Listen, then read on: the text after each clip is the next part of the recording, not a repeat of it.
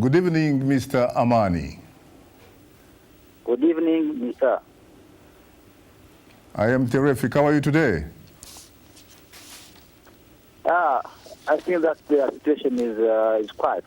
Well, it has been, of course, reported that your group is in the process of leaving Goma. Are these reports true? Yes, those reports are true, totally true. They are very true. How would you characterize, for example, the situation on the ground as we speak right now?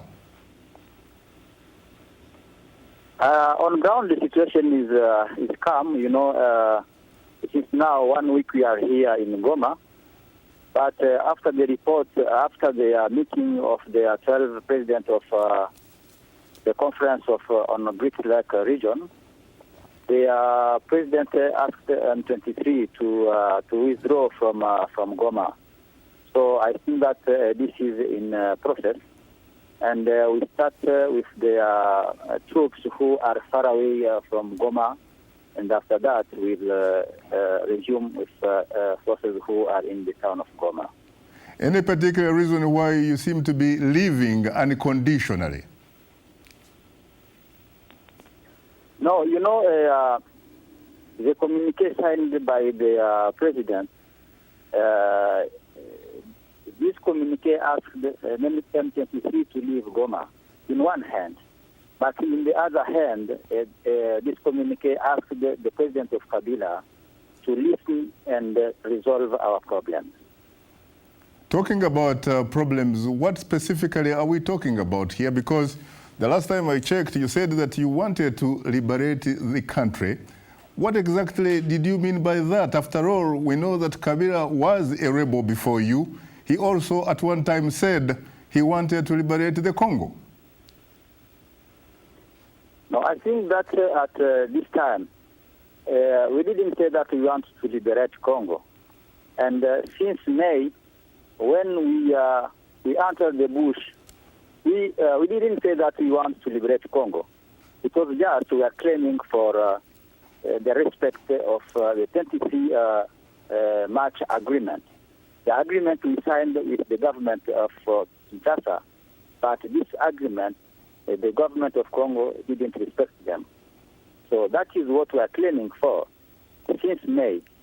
But we don't have any aim to liberate Congo. We want only a dialogue, an inclusive dialogue, to solve some problem we have in Congo.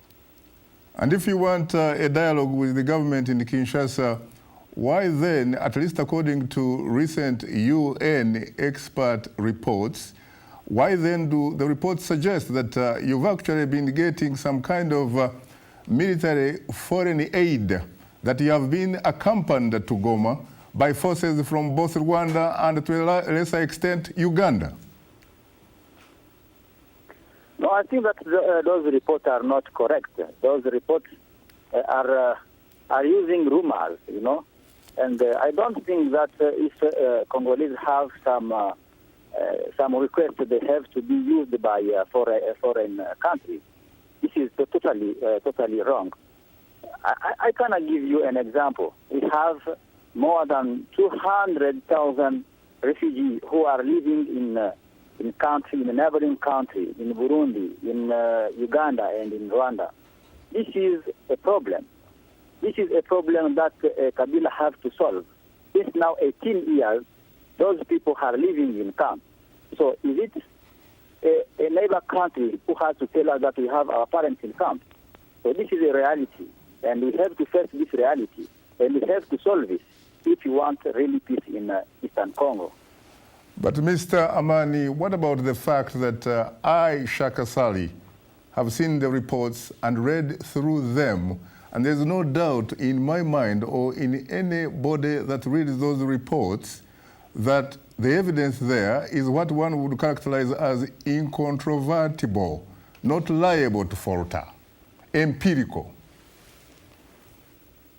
No, you know, sometimes those reports, they use rumors and they say that those rumors are true. Let me give you another example. Yesterday we show on media the arms and ammunition we captured from the FRDC. You know, the master supply of arms, the master supply of arms to M23 is the government of Kinshasa. When we fought in Bunagana, we captured many weapons and ammunition. Even in the Rumangabo, we capture also many ammunition. So we don't need supply a neighboring country to supply us because we have our master supplier who is the government of Kinshasa. So those are proof. So the reports are strongly false. When they say that General Makenga went in Uganda to buy weapons, so that means that General Makenga doesn't have people he can send in Uganda. And so he has to go in Uganda to buy weapons and be taking pictures where he went to buy weapons. So this is really ridiculous. I agree that to a certain degree you have been able to succeed in getting weapons, especially from a man called Major General Gabriel Amisi Kumba, who until recently was head of the land forces in the DRC. But you know, Mr. Mani, I have been in this business for more than 20 years, and during those 20 years, I have been covering a lot of rebel groups, including, of course, President Paul Kagame of Rwanda, and a lot of other rebels. And of course, they always say that they get weapons from the enemy that they are fighting, the government, even though there is always empirical evidence that they are also getting weapons from other sources. So why do you think, frankly, that we should believe you? You know why? Because the arms and ammunition we have are really many and sufficient for us to fight. You can just quote some of the journalists who are here. At the port of Goma, we capture more than 500 tons of ammunition and weapons. So do you think at the airport also the same? Do you think really we need external support when we have those ammunition? I don't think so. So you have to believe me, believe us. We don't need external support. We have our problems, and those problems have to be resolved internally. That is the big problem we have. Since now, 15 years, Kabila is looking the solution outside. That is why we'll never get the solution. But when he will agree to look for the solution in Congo, we'll really get the solution. But what about some who are saying that the reason you are really fighting is because of a one man called Commander Bosco Ntaganda, a man, of course, who is wanted by the International Criminal Court in The Hague for allegedly having committed crimes against humanity. That is, in fact, the reason why you are fighting, that you don't really have other legitimate issues. Yeah, this is just manipulation of Kabila and the international community. I don't think so that we can gather 5,000 people to fight for one man. You know, Bosco Ntaganda, he has a warrant arrest from the ICG.